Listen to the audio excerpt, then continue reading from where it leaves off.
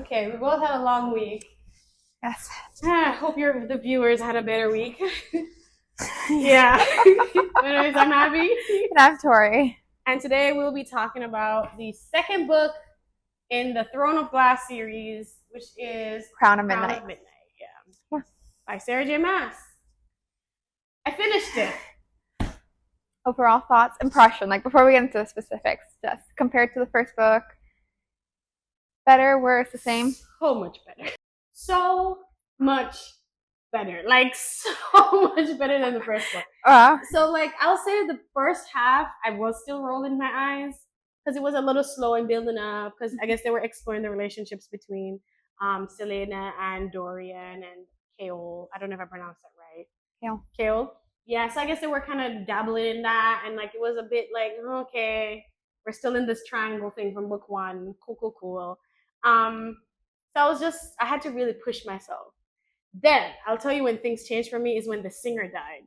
Okay. That was a beautifully written, well-written scene. Yeah. Where like, I won't get into specifics, but we'll get into that later on. But that's when things changed for me. I'm like, oh, this is more interesting. Yeah. Then we entered another dull era. And then when we got to like the reveals, I have them written down, like things just kept happening. I was like, okay, Sarah. Yeah, this really sets up, like I said, the third book is where it really gets going. So this really sets it up. So. Well, I'm super, super excited. Like I'm actually excited to read book 3, and I'm gonna buy book 3 today at Barnes and Noble. But yeah, okay. I guess at the end you'll ask me my rating. Well, let's do it now before we get into the specifics so people know, like, if they want to know the rating before we get into spoilers. Okay, so the first book, as I said, was a 2 out of 10. This one, Wait, we're rating out of 5. Oh, it's out of 5. That's right. Dang, I was really about to. Yeah. First book was 2 out of 5. I would put this one at a 3. Okay. I'd put this one at a 3, maybe a 3.5 out of 5. It was much better. Okay. The second half saved it. Yeah. Just make it through the first half. So yeah. I want to say this. Let's get this out of the way. I was extremely wrong about Nehemia and Dorian. It was so hard not to say anything last time. I was just like, oh, interesting pairing. Sure, we'll see where that one goes. I should have known by how you reacted so violently. Like, I think Dorian and Nemi are gonna end up together. Yeah, or they're gonna have a little fling somewhere. It's an interesting take. That makes me wonder if I'm wrong. Nice. You can't tell me. No, because I never heard that. Even like people, I feel like you're the first person to say that. They were flirting though. I don't know. I guess I hadn't just. Like I said, I have to reread them, but I didn't pick up on that. I need to go find the book. This man was talking about how good her hand felt on his chest. Okay. Well, no, I think that. Oh, sorry. Spoilers will be incoming now. Yes. So leave if you don't want to hear the rest. And let's continue. No, I think we said this last time that I think he felt like he was misplacing his like power awakening to feeling an attraction for her. I don't know. He never said it. Maybe. But he talked about the power thing. He was just like, in addition to the rumble in his chest, her hands felt nice. Man was liking the hands on the chest. Okay. Spoiler, she died. They did not. Dorian's an interesting character, and he has some kinks. Let's say some kinks. Oh, that's what's gonna happen in book 3. Don't ruin it. I don't even think actually. I don't know when it happens, but you'll see. Okay, other spoiler stuff, other thoughts. I know you had stuff written down. Yeah, I have some stuff written down. Let me go into my Google Docs. And I actually have a fun game for us to play, like a surprise for you. She didn't know. No, I didn't. Yeah, I have a game for us to play. About the book? Yes. Okay. So I have written down my favorite scenes, my favorite characters, my least favorite moments, and my predictions for the next book. Yes, let's hear them. Yeah, the predictions for the next book are kind of lame. I couldn't really predict much. So okay, but let's start from the beginning. Okay. So favorite scenes. I told you already. Let's start with this first one. I loved when the singer died. Okay. Do you remember her story? Yeah, I remember and she sings a song about like the Fae or Terrasin or something like that. Mm-hmm. Yeah, and then the king has her executed. Yeah, and the whole band. Yeah, he murked the whole band. The whole orchestra. Even the little person on the triangle. And murked them. But it was, the reason I loved that scene was because we find out as she's getting executed that she became famous. Just to be able to get an invitation to the king's palace. To sing that song, knowing she would get murdered. Yeah. So that was very powerful, yeah. Very powerful. And then she listed all the names of the people that she killed for him as the axe came and beheaded. I was like, this is great writing. Yeah. Poetic in a sense. Yes. Yeah. So that was the first one that got me. Yes. Do you remember, before I get into the rest of my favorite scenes, do you remember any of your favorite scenes? I did I'm trying to remember what I tell you, usually when I reread, I have to say I skipped this one. This one. Sorry, I'm just looking at it real quick. I know that scene. Is there a scene where she plays the piano? Yes. Or rather, she wanted to play it and it didn't happen. She was just staring at it. Okay. The scene where she plays the piano is book 1. Okay, well, I mean, kind of like that, and like music, because I feel like that's very important to her. Like it has a very piano has a very special place in her heart, and music has a very special it's very important to her. So I really like that. No, I can't remember too much. Is it Masquerades? No, that's in the first one. That's the first one. I can just continue on the list and it will jog your memory. Yeah. And I did finish it in the week, guys. I said I would finish the book, and I did. Okay. So the other favorite scene that I have is when Nehemia died. Specifically, dang, it sounds like I love when the characters die. No, because she writes in big scenes like that really well. Yes, exactly. That's what it is. So I really liked the scene between the queen, the dead queen. Elena. Elena, that's her name? Mm-hmm. Yeah, the queen Elena and Nehemia. When Nehemia is like, the queen's like, so you know what you have to do. Yeah, you're going to have to die. Yeah, but it doesn't really say that. So it creates a suspense. I was like, what is Nehemia going to do next and whatever. Yeah. And then she just dies. And you're like, did she know she was going to die? And so I like that. Okay, I will say I like this. I'm trying to find a way to say this without spoilers. I really like her death because it's such a pivotal moment in the whole series. It's going to come up a lot as you read the books later on because I really want to say something. I don't know. Better not. You better not. Because swallow it. Come on. Don't say it. No. I know it's in this book. She gets angry at a specific somebody after her death, right? Oh, yeah. She gets angry at Kale. Yeah, and okay, I'm just gonna say it. I'm sorry for the spoiler, but what? Tread lightly, Tori. I'm really sorry. Tread. I'm really lightly. Okay, actually, I'll save it for the end. But I'll just say it's a very pivotal moment in people's in just the series, and so I think even though you would think she died and kind of that's it, it still has lasting implications. I did read the scene where in the mines it started a revolt because she died. Yeah, it was implied. It was subtle. No, that does happen. But I mean more in the sense of, and you'll see it a lot in the next book, of how the characters deal with it themselves, the main characters. Okay. Okay, so we'll just skip that for now. Anyways, keep going. She was about to ruin it all. No, keep going. Excuse me. Sorry about that, guys. Okay. So the other favorite scene that I liked was when Dorian got his powers. Or was that book 1? I would think it's this one. I think yeah. So he got his powers when he came out of the council meeting and he was so super angry and he punched the wall or punched something and it crackled along the way and splintered the windows. And I just liked that moment because it started this it made him a more interesting character. Because up until that point, he just gave me boy toy, pretty prince energy. I wasn't really feeling him. Jesus. Pretty boy, not boy toy. That's what I meant. Pretty boy energy. With that, I promise it's not not spoiler, but just you're gonna see. Remember what I told you from the beginning, that I feel like every character has such a character growth and has their own story to tell. Have the first 2 books, have these been all in her POV? Mostly? No. They've been switching. the switch happened more in the POVs here, but no, you get it from KO's perspective, Dorian's perspective, and then once we got it from the King's perspective, which was really interesting. Tiny little from the King's perspective, and I was like, okay, so look, so you'll see later on, like books, like it'll continue in like different people's perspectives. Okay, so especially like at the end of this book, she's leaving, and Dorian and Cal stay behind. So you'll get her story, and you'll get his story too.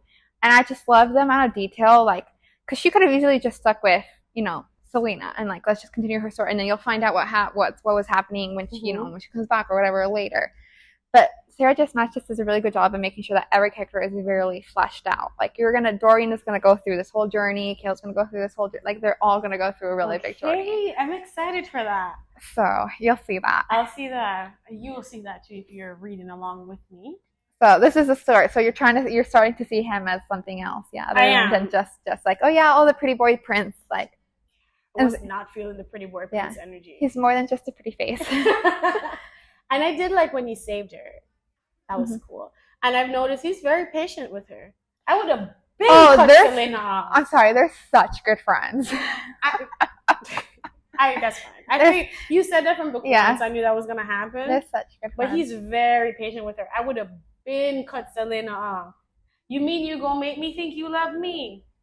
And then like a few weeks later, you up in arms with KO in love again. I don't. Okay, actually, I don't like how she handled that. I don't like how she handled the whole romance between the three of them. That whole triangle, no.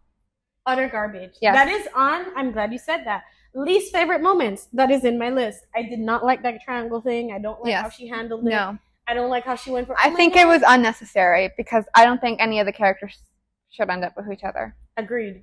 They're not good for each other at all. Yeah. Why don't you think? Good question. Why don't you think Dorian and Selena make a good couple? Oh, and like we keep looking at each other, but we need to look at them. Sorry. I can't answer that without spoiling. First of all, they're related. It was at this moment that he knew. He fucked up. Sorry. Very distantly sorry. I realized I was a spoiler. I'm so sorry. I just said I can't answer you anymore. I'm not asking you any more questions. Was that not revealed in this one? No. I'm sorry. Like cousin of a cousin of a cousin of a cousin. If it was so subtle that I didn't notice. They're not like, it's like I said, cousin of a cousin of a cousin. They made out. It's cousin of a cousin of a cousin of a cousin, but yes. Made out. Anyways, more than once. This is like Game of Thrones. And also, well, you know who she is.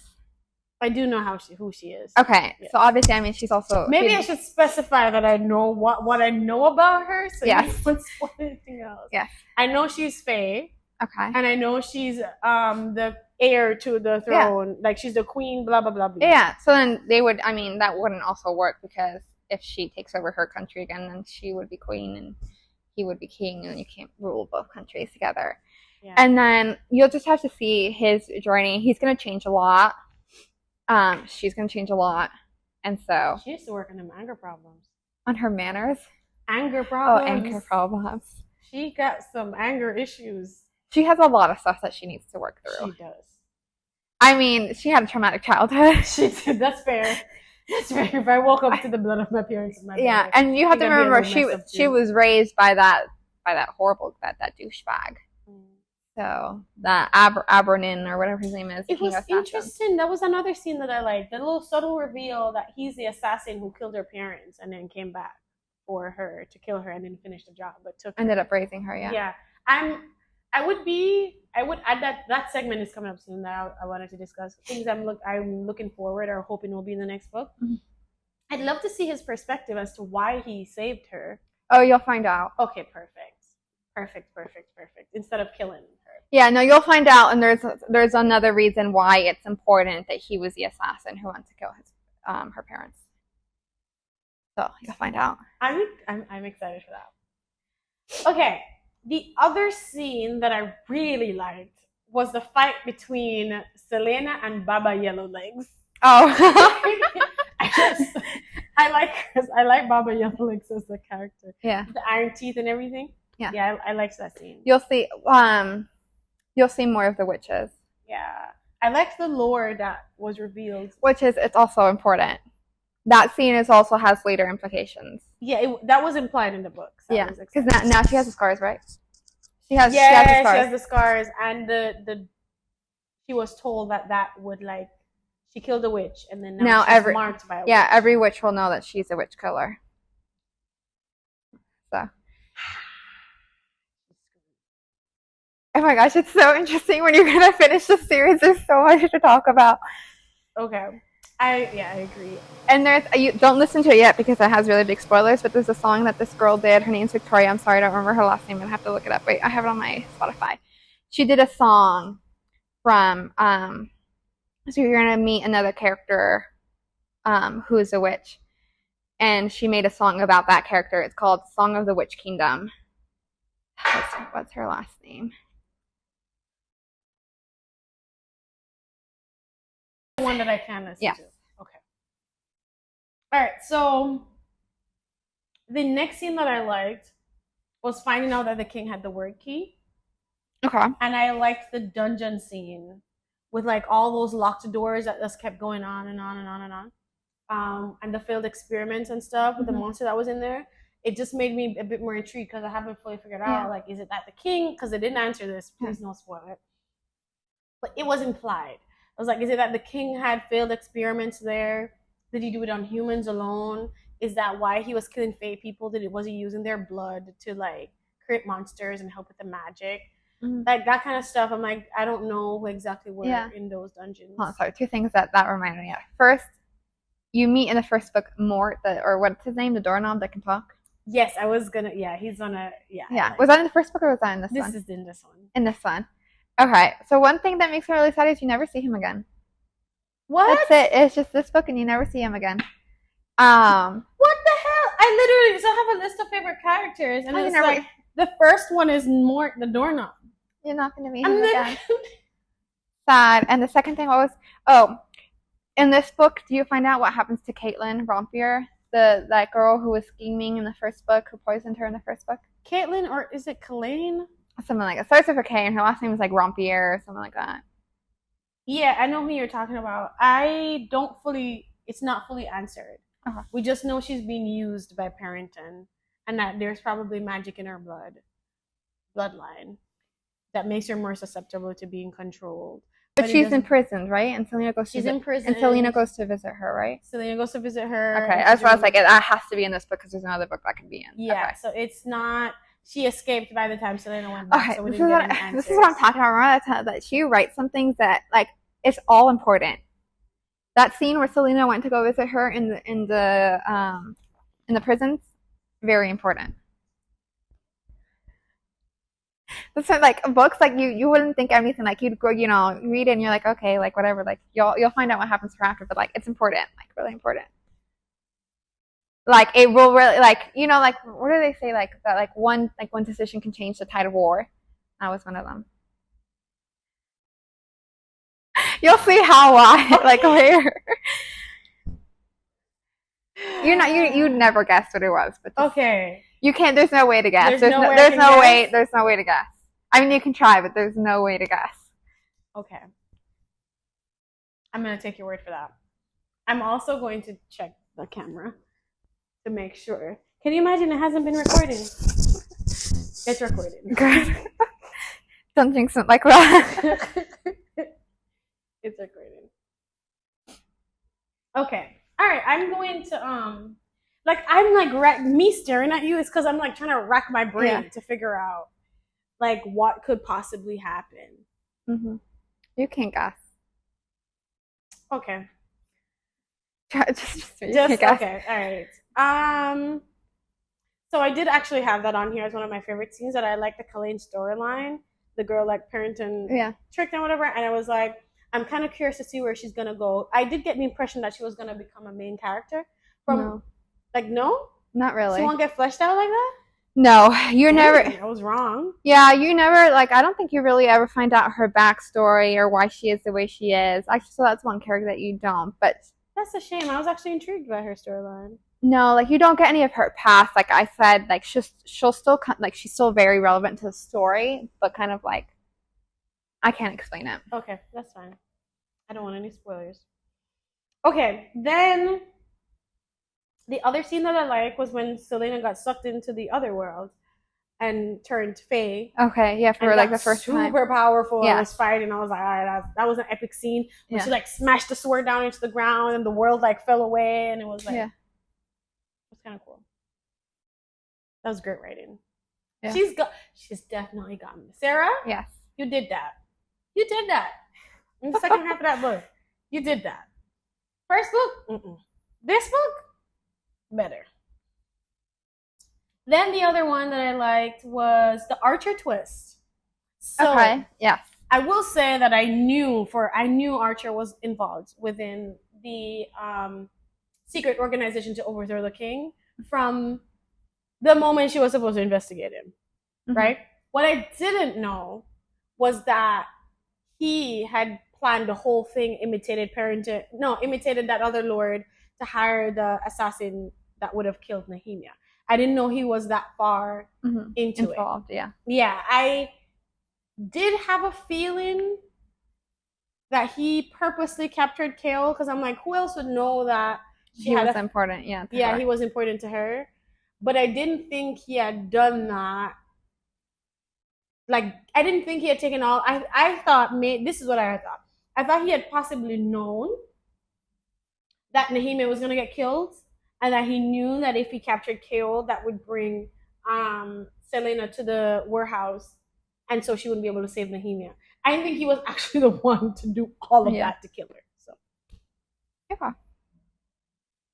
I don't know. What are your thoughts? Do you remember? Yeah, no, I do remember, and I know she ends up killing him. Yeah, I mean, I really thoughts on it. Like I said, like her whole death. I mean, it's all very important to the story. And well, part of it. Okay, let's get into which me and my brother have actually got into discussions about this, about Kale's role in everything, because he did know that there was a plot against Nehemia. Yeah. I don't think he was so at fault for not telling her. No, but I think to a certain extent, he should have, he knew, okay, first of all, she's an assassin, they're super close. I mean, she could do something to protect her. And even if it was just a rumor and he hadn't confirmed it, I think he had heard it from, multiple people. It was basically confirmed that there was a plot, and he just didn't do anything about it. The king told him not to tell anybody. Okay, but let's say, it's your friend, okay, obviously this doesn't happen, but we're friends, and I find out somebody at my work is going to kill you, and my boss tells me not to tell you. Obviously, I would still tell you. Did your boss kill several million people and is strong as... Obviously, he could... No, this is a difference. He couldn't do anything as captain of the guard, but he could let it slip to somebody else. Hey, there's a plot going on, maybe you should get reinforcements, without officially involving his power. I don't know, man. The king literally told him, don't tell Selena. He explicitly said... Well, Cal needed to grow hair. The king explicitly said, don't tell anybody and do not tell Selena. Keep her away. Yeah, because he knew that Selena would do something, foil the plot. So Kale's implicit in letting, I don't know. I feel like he did put the extra manpower to protect Nehemia.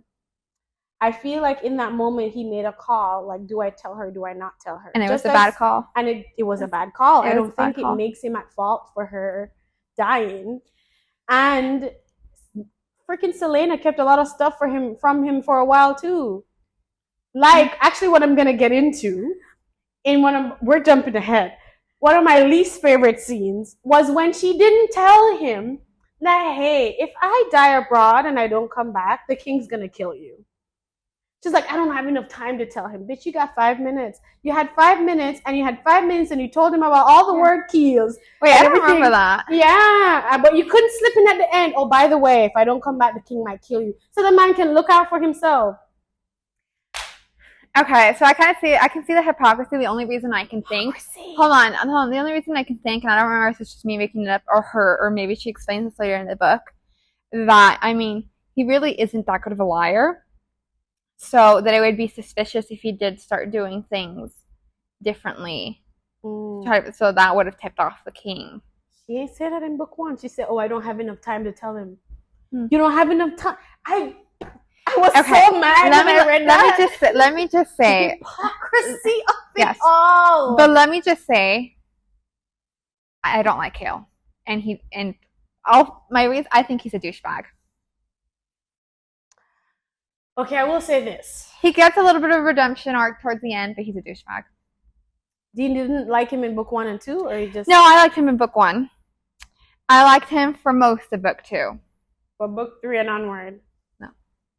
All right, we'll see. That guy's a jerk. We'll see. In book 2, I'll be honest, I wasn't the biggest of fans. Oh, I need to figure out how I want to say it. What bothers me, and you'll see it later, is I feel like in book 2, like, they were so, like, lovey-dovey. Like, she thought, like, oh, yeah, I can marry this guy. Don't they give each other rings at the end of this one? No, he gave her a ring from the first book. Yeah, but she keeps it. She still has it now. Yeah. In book 3. Yeah. So, and he was like, oh, you have to leave to protect yourself, like, and all stuff. And so I'm just still trying to wrap my head around where things go wrong later on, and you can tell me once you read them. Where? What do you mean? Okay, like, how would you characterize their relationship at the end of this book? With Cale? Yeah, Cale and Selena. How would you characterize their relationship? Irreparable. Okay. See, I didn't get that when I first read it. When I first read this, like, at the end, I was like, okay. I mean, they went through that whole rough patch right after Nehemiah's death, and she blamed him or whatever. But I thought, like, they made up, and that from the way I read this, she's still in love with him at the end of this one. She is, yes. The only reason I say irreparable is because you had told me. Oh, okay. That she doesn't end up with any of the guys. Yeah, from book 1, and that she doesn't meet her person until book 3. So I read book 2 with that jaded, biased thought. So that's probably why it felt irreparable. Okay, but if you didn't know that they're not going to end up together, how would you, like, what would you say? Like, would you think, oh, like, you know, when she comes back, like, they'll still be friends type thing, or like they'll still have a good, you know? I would think that they'd be friends, or they might try again and it might not work out. Why? And this will get into what I was going to say earlier. I wasn't that big of a fan of Cale for other reasons. I don't know why he becomes a douchebag in book 3 or onward, but he was just annoyingly jealous. The toxic jealousy thing that plays a role. Okay, yeah, I was not a fan. I noticed it from book 1, so I was already like, I really hope she doesn't end up with this dude. Yeah, so I was. That's the best way I can explain it, but like for other reasons. But yeah. So I was already hoping they wouldn't. Yeah. So I was hoping it's irreparable. But I did see the chance that I could see why. Someone would think that. So the best way I can explain it without spoilers is that, in the sense that, like, he's the type of guy that he's like, oh, I went through so much shit, and whatever you went through doesn't compare, even though you could have literally, like. He's just like, oh, I'm kind of like the victim type thing. Like, oh, I went through so much, and like, you have such a good life or whatever. And it's like somebody. Okay. So, and that's what literally bothers me. And it's just like, it hurts kind of, in a sense, like, to that character, like, to get like thrown, like, all your trauma and all the stuff that you went through to get thrown back in your face and be like, oh, like. He did it to Dorian. Yes, to an extent, but that's not what I'm talking about. Selena. Yeah. Okay. That was my first thought, but then I was like, maybe it's more, like, it's deeper. Yeah. But like other stuff happens too. And then wait. Sorry. That was my first thought, but then I was like, there's no way it could be Selena. It is. Because she literally woke up in a pool of blood between her parents. But other stuff happens later on. Right? Literally. But like after after the events of. Okay. So technical difficulties, and camera chipped out. I'm so glad I went and checked before we played the game. Yes. But I guess, a recap. She made some predictions about the end of the book, and she's gonna go buy it today. Yes, I'm gonna go buy it today. And I guess, I mean, we've already said it, but it's slowly getting better for you. It is a lot better. I will say that. I had said the predictions. Dorian and Kel will like have an enemies to best friends again arc, and I'm not sure if they will become best friends. She looks like you're like, what the hell did I say? So I might be wrong. That I said that Selena will find a word key in Wendelin, and that we'll get some introduction to fake characters, which we already have because I read the excerpt after writing this. I don't know. Did we talk about favorite characters? Yeah. I hope it didn't cut off by then. I don't know. With Mort the doorknob, Dorian is growing on me, Baba Yellowlegs, and then the least favorite moments. I think that we probably didn't get that, which is where I'd said that I didn't like that she didn't bring Fleetfoot, her dog, with her, and I didn't like when Fleetfoot got injured. Made me sad when he like went into the portal and then who jumped after him? Kale. Yeah, I don't. It went after him like yes, someone saving the dog, but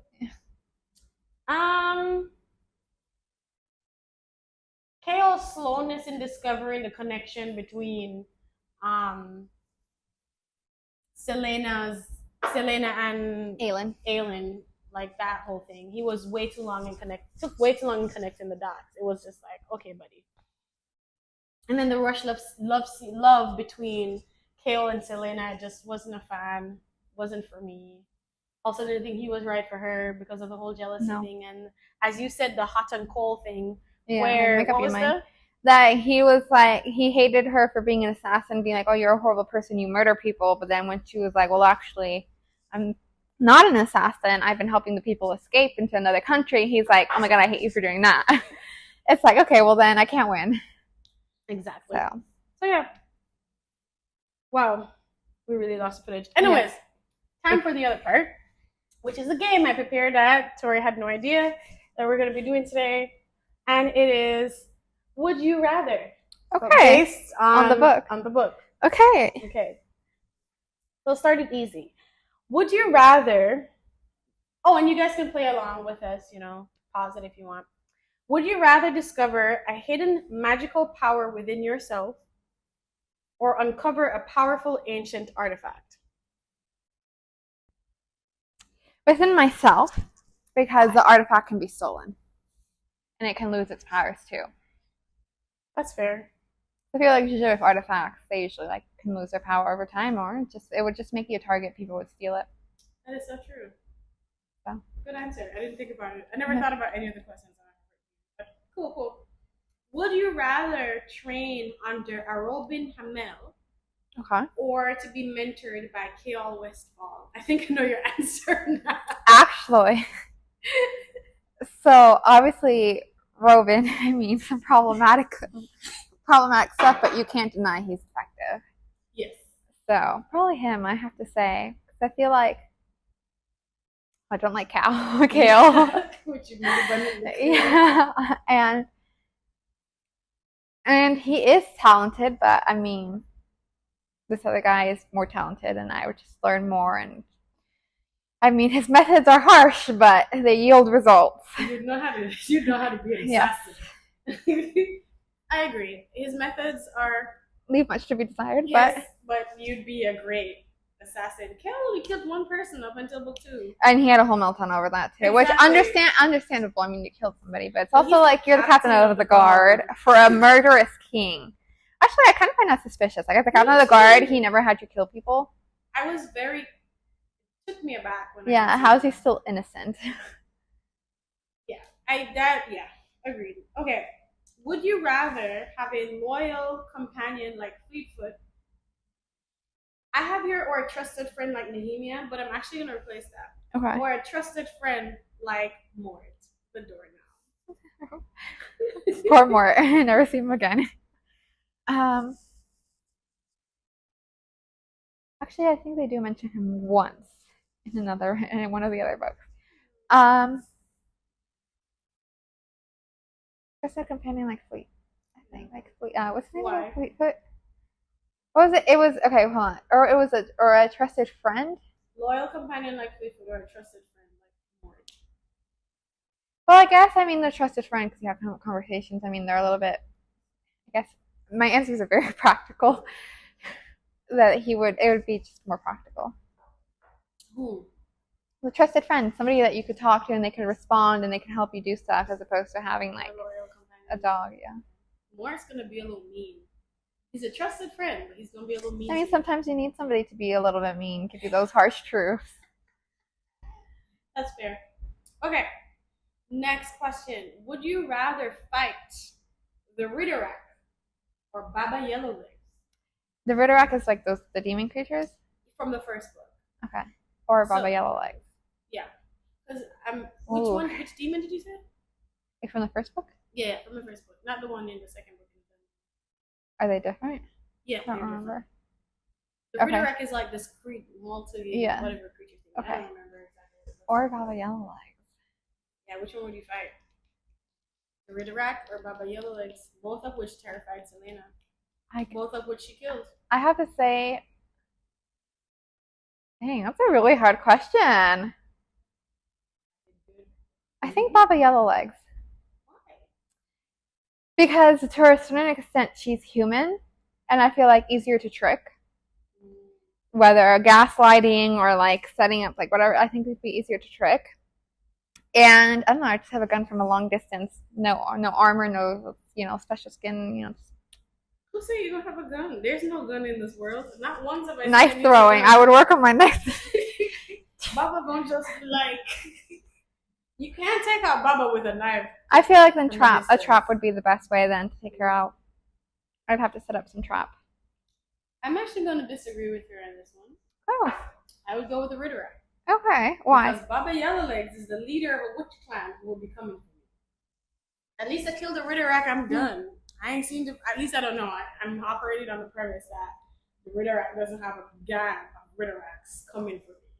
I hadn't thought about that. So I'm gonna fight the Ridderak and hope for the best. Okay. Alright, so the next question is, would you rather live in a world where magic is forbidden, but you have it, or in a world where magic is common, but you lack it? Forbidden, but you have it. Normal, but you lack it. Forbidden, but you have it. Why? So there's actually an anime about the second one. It's called what's it called? Mashal, Magics and Muscle. It's a Harry Potter anime, and he's the only one who doesn't have magic. Everybody has magic, and he's the only one who doesn't. So I would choose the first one because even though it's convenient, like I have magic, I'd have to keep it hidden obviously, but I would still have a use for it. Meanwhile, the other way around, you'd be the one person, and you'd have to be constantly trying to keep up. You'd have to find solutions, like this kid does, like solutions where everybody else could do it with magic. You had to work twice as hard and some things are just gonna always be impossible. Can you deal with the anxiety in the first row where it's forbidden at any moment you can get caught? When they catch you, you're dead. Or they're gonna experiment on you. You deal with that anxiety every single day of your life. I feel like it also, because people might tell on you. Very lawyer answer, but I feel like it also depends, and I need more information. Like, what type of power do I have? Like, is it like magic is forbidden in the sense that like if you have it, you get killed type thing? And then the other way around too, in the other circumstance, like for example, in the anime, if you don't have magic, it's the same thing. You get arrested, or you can possibly get killed. In the one where it's normally you don't have it. You will not be arrested. You will not be murdered. You just don't have it. You have to live your life never meeting up to the standards that everybody's life is like. You will never get what they have. It's not a story arc where, somehow you gain power. No, you never get it. In the forbidden one, they find you, you are dead. Murdered, tortured, experimented on all of the words. Then maybe the second one, but honestly, I feel like either one would be fine because let's say in the first scenario where I do have magic and it's forbidden, go live on an island somewhere. Move. All I want is peace in my life, girl. If I have magic and I don't have to worry about money and stuff and I could live somewhere by myself, build myself a palace out in the middle island nowhere in the Caribbean, I'm going to live my life happy, girl. That was a good answer. All right, good. Would you rather possess the ability to heal any wound or the power to control fire? Because I think the heal any wound was Selena. Because after she became Fae, all her wounds got healed. And to control fire. Yeah, but that's not her magic power, though. I know, but yeah. Yeah, like rehealing generative ability. Okay. Healing and the fire thing, I didn't see any. Sorry, I need specific though. I can only heal myself, or I can heal others. You can heal others. Probably that. You pick that over the fire. Yeah. Power to control fire. What if you can only heal your own wounds? Would that change anything? No, I would probably still pick that. You? I think I control some fire. If it's only my own wounds that I can heal, how often am I gonna be wounding myself like that? Oh, how often do you need fire? I just want to be able to like. It just seems cooler. It is cool. Yeah. I don't know. Like maybe I could find some use for it. Yeah. I could maybe get hired at NASA to ignite the rocket ships. I don't know.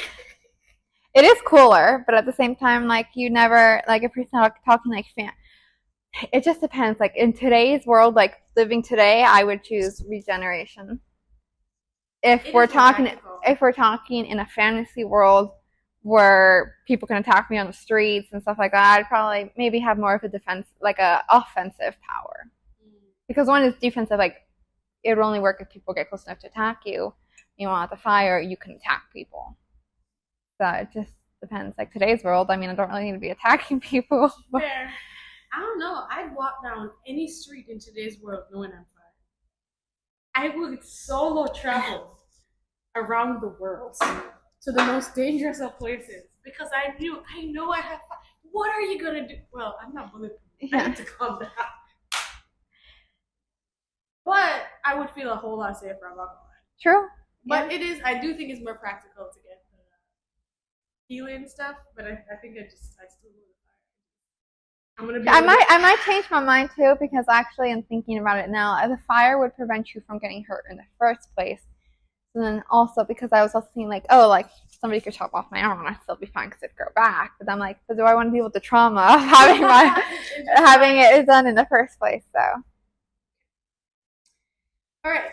Would you rather endure the painful transformation into a fae? Keyword is painful. Mm-hmm. Or undergo the rigorous training of an assassin?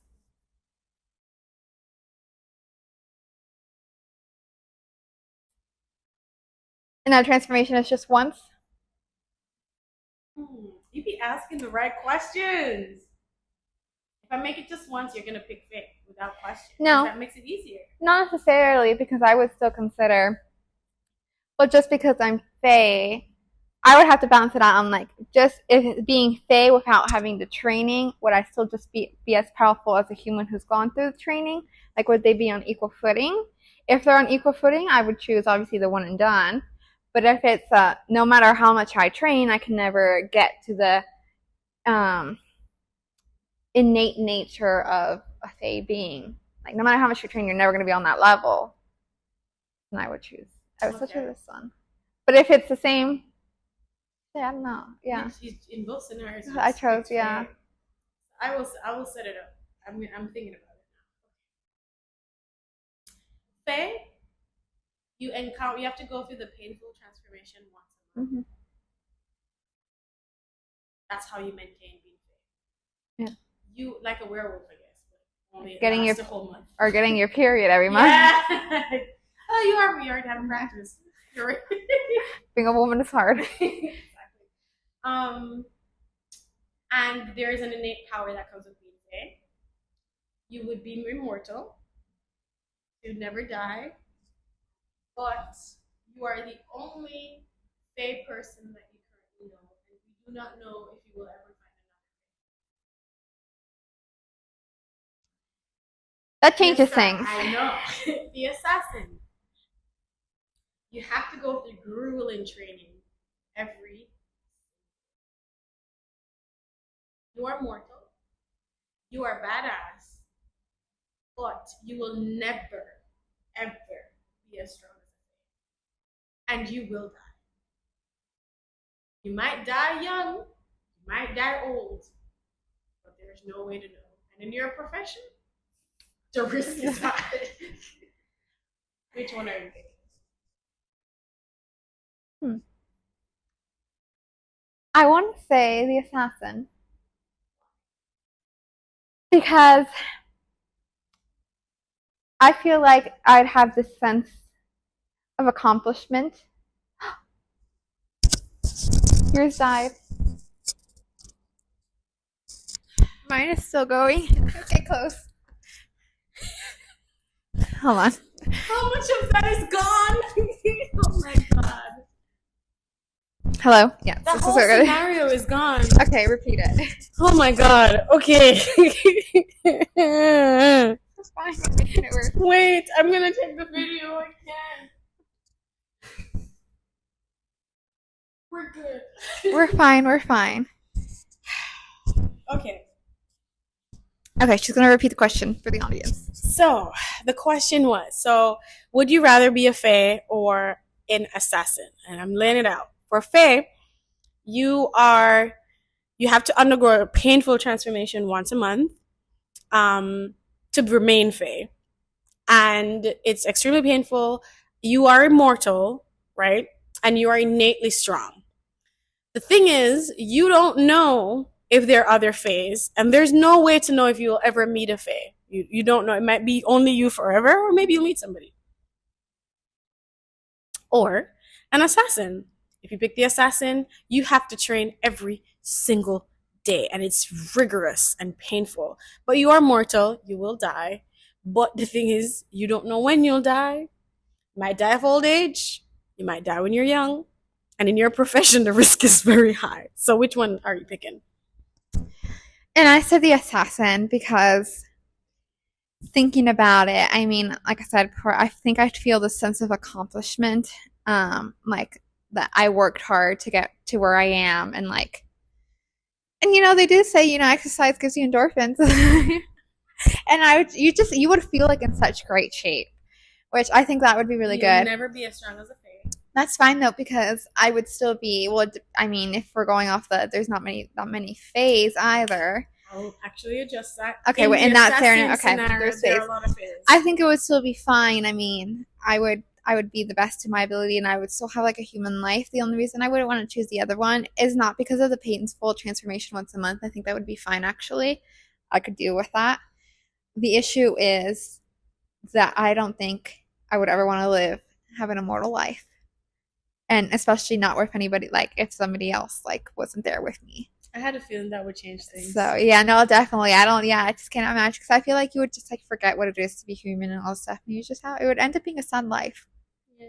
And then you would just see, you'd make friends only for them to, die right away. At least to you. Yeah, that would be so. That's fair. Which is, I think I told you about that anime. I feel like I sound like a nerd being like, oh yeah, this anime and stuff.